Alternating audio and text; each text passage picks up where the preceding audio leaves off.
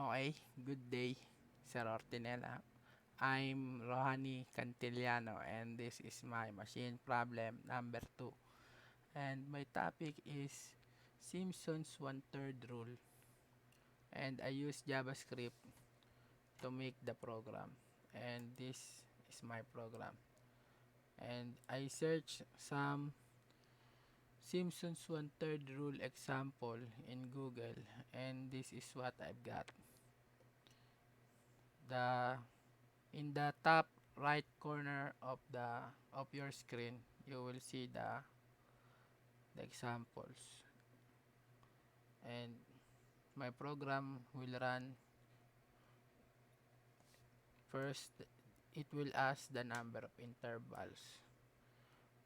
From the given example, from number 1 here, the example is integral of x cubed and the upper limit is 2 and lower limit is 0.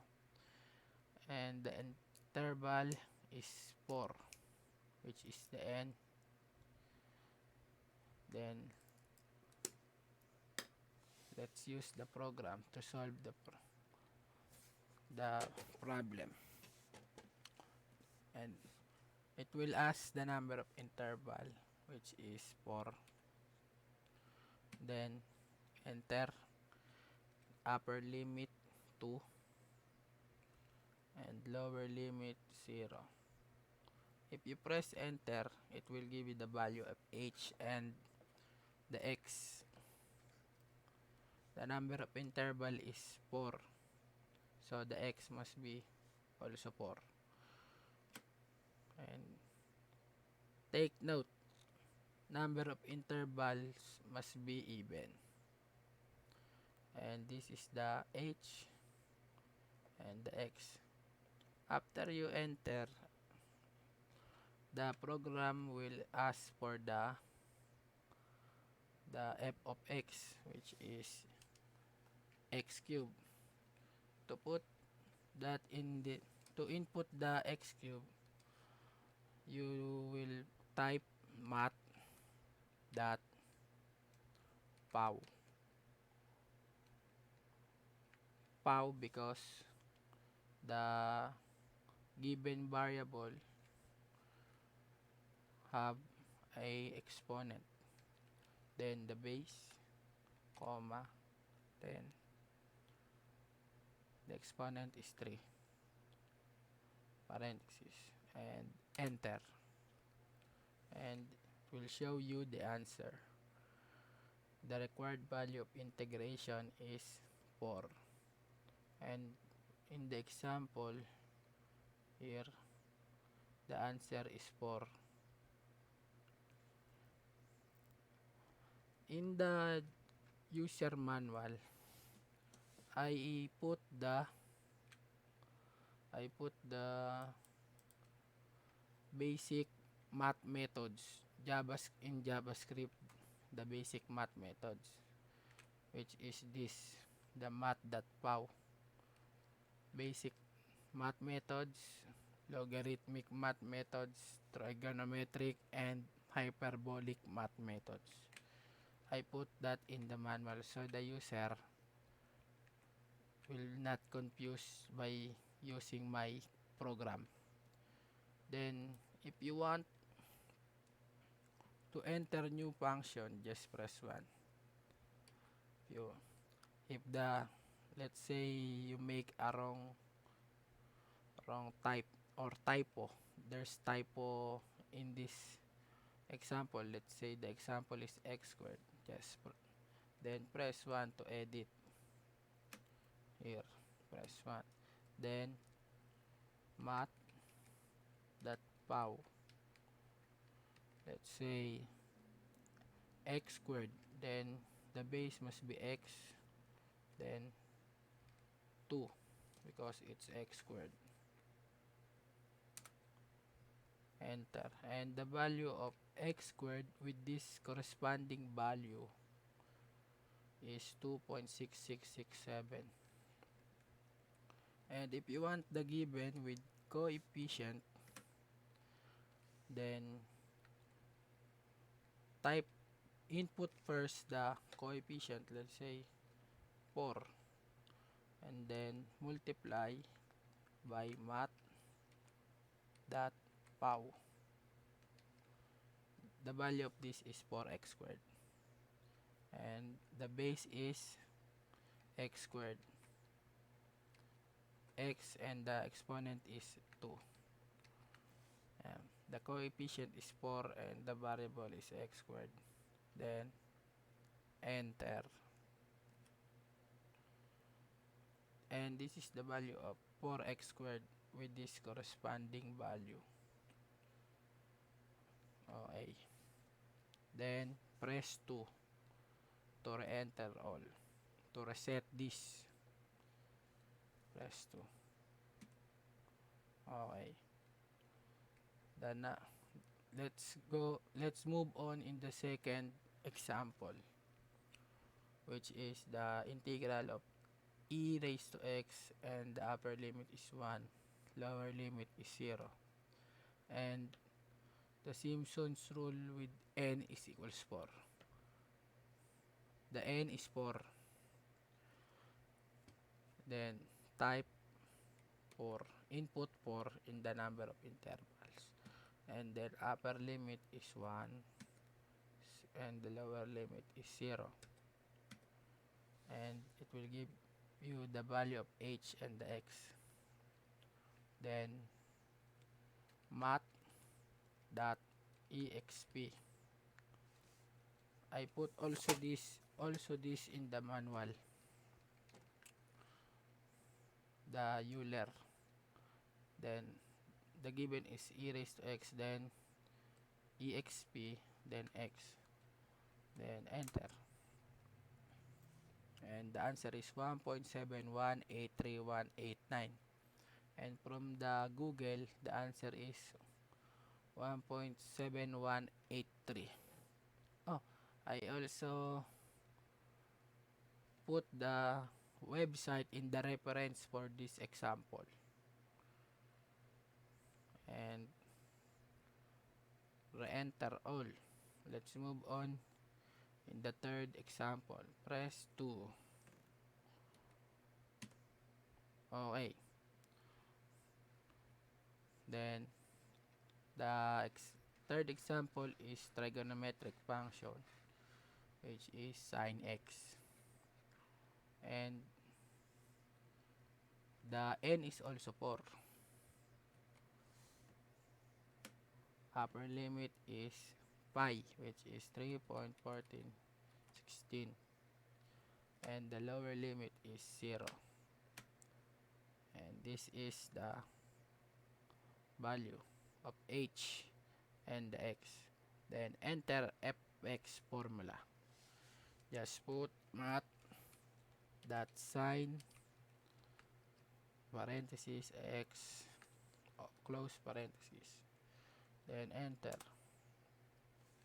The answer is 2.0045598. In Google, the answer is 2.0045. It's also the same. If you want to enter trigonometric function with coefficient, then press 1 again. Let's say 2 sine x, 2.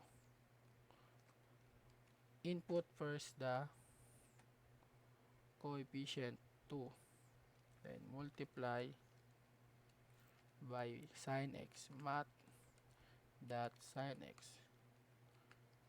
This is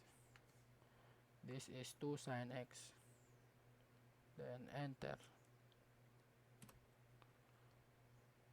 The answer in 2 sine x is 4.00911195 with this corresponding value of interval, upper limit, and lower limit. Then press 1 again.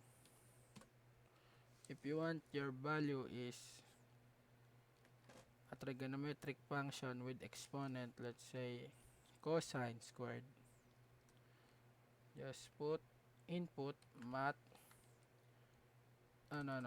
parenthesis math dot cosine times x times no that's not times x, it's cosine x, and then times math dot cosine x, close parenthesis. This is the input of cosine squared x, then enter, and this is the answer, 1.570838 for cosine squared with this corresponding value. If you want to add some trigonometric function, oh, for per limit, okay, you want to input another trigonometric function, just type, let's say, sine squared plus cosine squared, then sine x multiply by math dot sine x, this is sine squared, then plus parenthesis math dot cosine x times math cosine x. Then if you want to have a coefficient, just add here, let's say 3 times, and this is sine squared plus 3 cosine squared. Okay, then press enter. This is the value of integration for sine squared plus 3 cosine squared, 6.2832074 with this corresponding value. And as you can see, I put the intervals only 4 because the given in Google have only n equals 4, then re-enter all. You can put also more than 4 here in this program, let's say 6, and take note the interval must be even, then 4, then let's say 0. Okay, and this is the value of h and the x, then say 1 times 2. Okay, I only show the intervals, the value of x here, that's why I put 1 times 2. Then if you want, let's say 28, re-enter all, 28, then enter 0, 1, no, negative, it must be negative 5, oh, because our upper limit is 0, it must be less than 0, then let's say negative 3, oh, see, up to 28, then let's say map dot pow x, this is x, enter, and this is the answer for x, integral of x with this corresponding value. Then press 0 to exit the program, and that's it. That's how my program works. Thank you for listening, even though my English is baloktot. God bless.